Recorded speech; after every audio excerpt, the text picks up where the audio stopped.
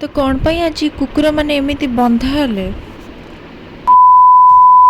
तो hey everyone, welcome and welcome back to my mini blog. तो एबे आमे जाउछु कॉलेज। फाइनली क्लास रे पहुंच जाइथिलु, देन साइन मारी के आमे पळेलु ड्यूटी।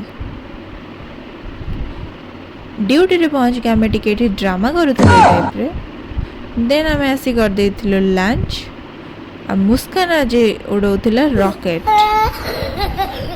बाप रे मु हलपुरे मु प्रीति ब्लॉग रे आसुछ रे मते देखिबो रे रहउची रे नमस्कार। देन हमर चलथिला एठी मीटिंग। आ ये होची मो संग भूमि, जहाँ फेस रू ही देखिकी लागुथिला कि ताको बहुत बोर लागलानी। तो आज ये कुकुर मानक एमती काबू कर रिजन हूँ जेहेतु एवं रैबिस रे बहुत संक्रमण होची कुकुर द्वारा, तो तांको एडी सब वैक्सीन दियाउतला।